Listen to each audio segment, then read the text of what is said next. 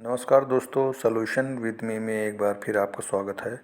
हम यहाँ उत्तर प्रदेश शिक्षक पात्रता परीक्षा यूपी टेट का प्रैक्टिस सेट पेपर डिस्कस करने जा रहे हैं।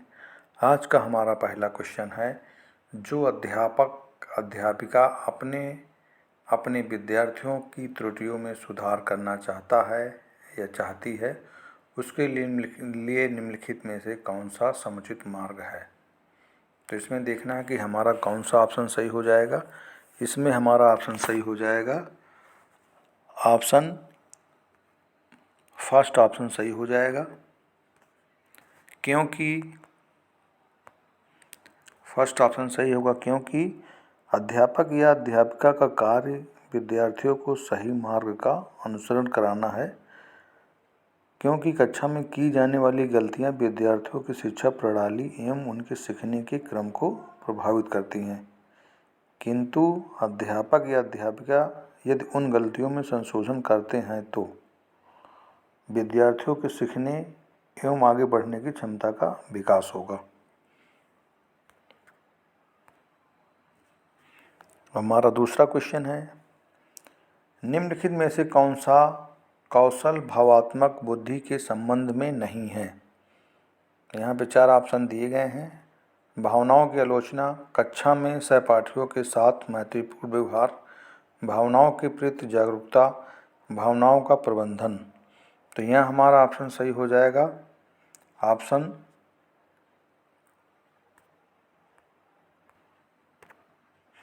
हमारा ऑप्शन ए सही हो जाएगा,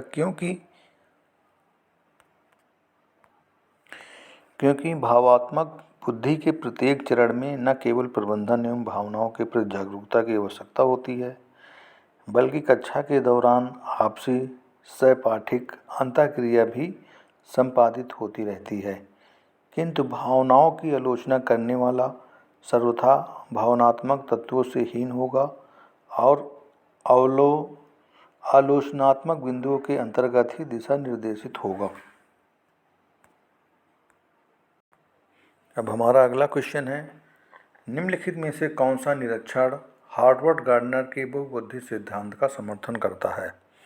तो यहाँ पे 4 ऑप्शंस दिए गए हुए हैं। तो यहाँ पे हमारा ऑप्शन सही हो जाएगा, सी ऑप्शन सही हो जाएगा।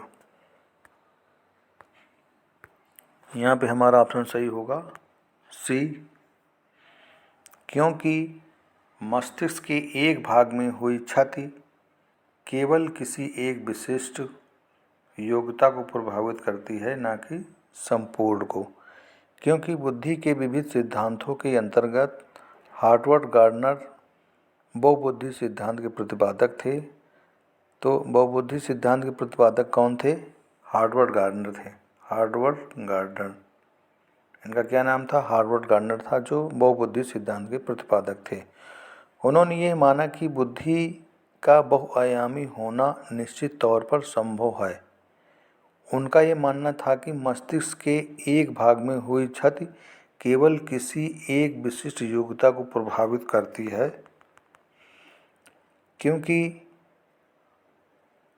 ये एक विशिष्ट योग्यता को प्रभावित करती है, न कि संपूर्ण योग्यता को।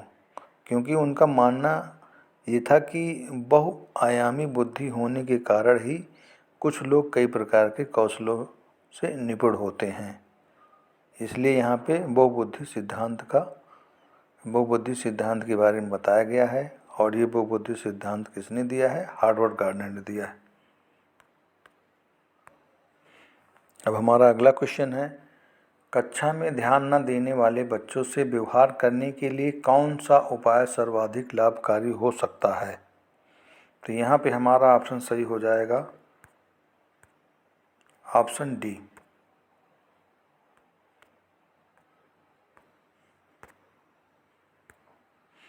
यहाँ पे हमारा ऑप्शन सही हो जाएगा, ऑप्शन डी। क्योंकि बच्चे को कुछ जगह बैठा ना जहाँ सबसे कम ध्यान भंग हो सके। बच्चे को उस जगह पे बैठाना है जहाँ पे उसका ध्यान ना भंग हो सके। क्योंकि कक्षा में अध्ययन के दौरान ध्यान न देने वाले बच्चे को उस स्थान पर बैठाना लाभकारी होता है जिस स्थान पर सबसे कम ध्यान भंग हो सके।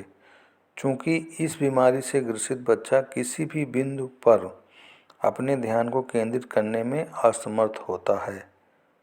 चूँकि अपने आसपास के वातावरण में घटित घटनाओं की तरफ उसका ध्यान केंद्रित हो जाता है, अतः कम ध्यान भंग करने वाले स्थानों पर बैठाकर उसका ध्यान केंद्रित किया जा सकता है।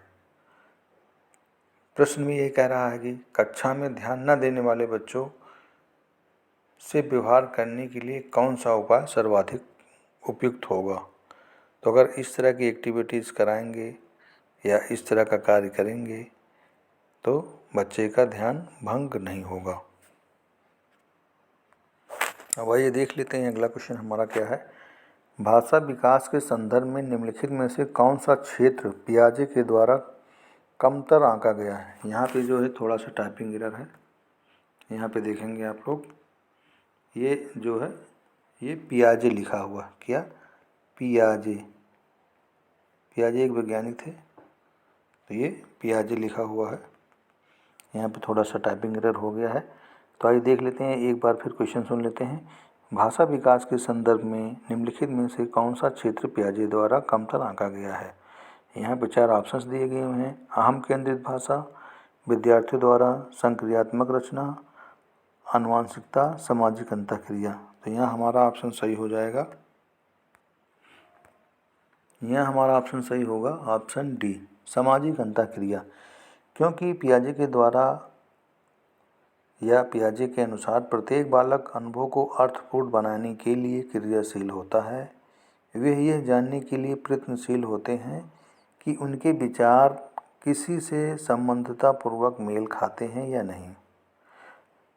और उन्होंने ये भी बताया कि भाषा विकास ही क्रम में आनुवंशिकता सहायक तत्व के रूप में प्रयोग करती है और इस तरह अभिरचनाशीलता उनका केंद्रित संवाद उनकी भाषा के विकास क्रम को बल देती है।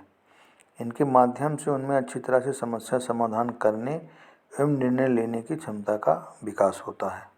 यहाँ पे पियाजे ने ये बताया है। तो दोस्तों आज की क्लास यहीं समाप्त करते हैं। वीडियो देखने के लिए बहुत बहुत धन्यवाद। आगे ऐसे ही वीडियो आते रहेंगे।